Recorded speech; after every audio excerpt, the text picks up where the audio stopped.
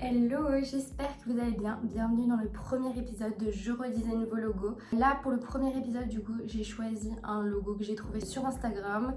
Et du coup, à l'avenir, ce qui serait sympa, c'est que vous m'envoyez vos logos à redesigner sur mon adresse mail. Et ça me permet à moi de me faire connaître, à vous d'avoir un avis extérieur sur votre logo et d'avoir une nouvelle proposition de ce qui fonctionne, de ce qui fonctionne pas. Donc vous pouvez m'envoyer vos logos à l'adresse mail. Et là, on va commencer par redesigner le logo d'une radio locale qui est... Il est pas beau. Il est pas beau. Pourquoi il est pas beau? C'est très inutile d'avoir une adresse web dans le logo parce que généralement il est positionné en tout petit et du coup tu vois pas, vaut mieux le mettre ailleurs dans les créations plutôt que le mettre sur le logo en lui-même.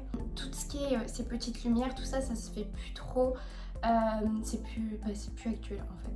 Donc l'idée c'est de proposer un nouveau logo à partir de celui-ci, voilà, de garder peut-être les deux couleurs principales qui est le noir et le jaune, mais de proposer quelque chose de plus moderne et avec une vraie identité. Là la typo elle est quand même pas incroyable non plus. Donc voilà, je vais voir ce que je peux faire et je vous emmène avec moi. J'ai fini toutes mes lettres. Maintenant la question que je me pose c'est si ce serait pas mieux d'avoir ça sur deux lignes. Mais est-ce que on lit toujours l'intensité?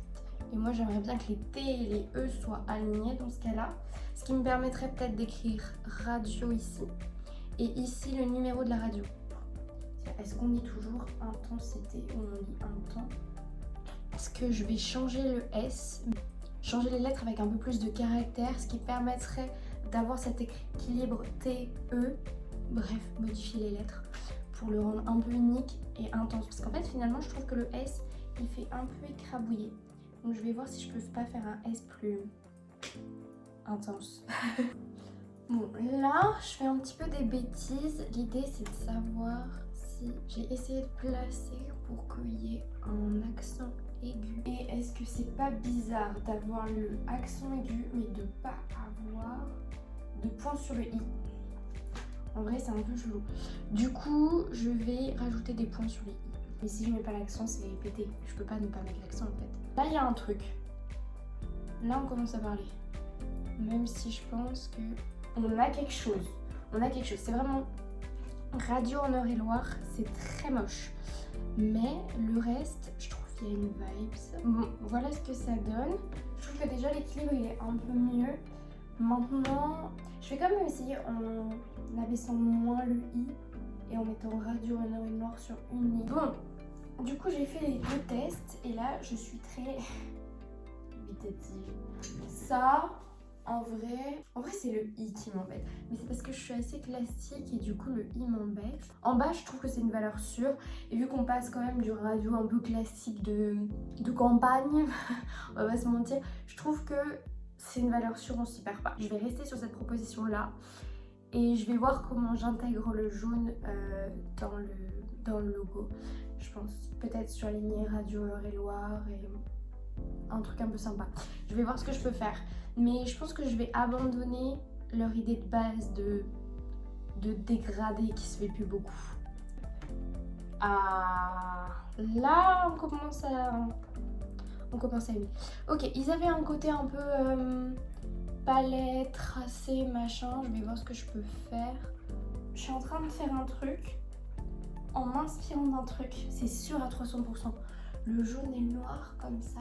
C'est pas Yeps sur Orléans? Attendez, je vérifie. Si inconsciemment j'ai pas mon cerveau qui imite des trucs. Attendez.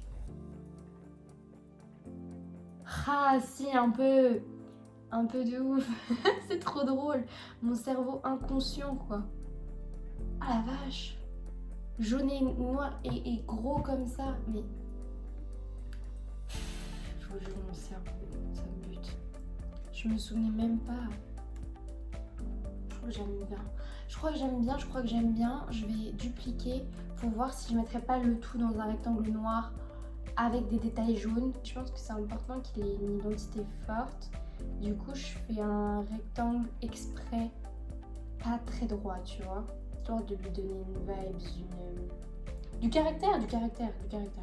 Dans le carré que... Oh. Je sais pas si tous les graphistes sont comme ça, ils voient leur travail, parfois ils font Ouh, il y a un truc là, tu vois. Je suis dubitative. On a un truc très sage et très clean en haut, mais ce qui est sûr, c'est que le blanc sur le jaune comme ça, je me le dirais à moi-même, c'est pas super lisible. Alors que sur ce carré noir un peu fort, là, tout est lisible, tu vois. Du coup, je suis quand même tentée de préférer le noir un peu fort plutôt que celui en haut qui est juste un peu mignon. J'aime bien les trucs un peu comme ça où limite on croirait que c'est une bulle. Tu vois, ça pourrait être une bulle, mais je vais essayer, mais je pense que ça va faire juste too much. Mais c'est une radio, donc ça paraît très logique en vrai. Pour rester comme ça longtemps, le temps que je me décide. J'ai opté pour un jaune limite un petit peu orangé, un peu vieillot comme ils avaient au début. Ce qui permet d'avoir une petite lisibilité sur le blanc, même si je sais que plus on recule, moins on lit. Après, c'est pas l'info du siècle, quoi. Ce qui était important, c'était de lire intensité le 103 pour aller vite. En vrai, je suis plutôt satisfaite de ce logo, je le trouve pas mal. Je trouve il a plus d'identité que celui au fond, il est peut-être plus assumé. Voilà.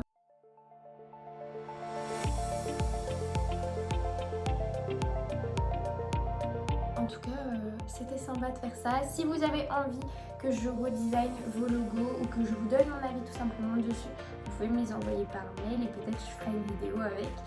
Voilà, j'espère que cette vidéo vous aura plu. Je vous fais des bisous et à bientôt.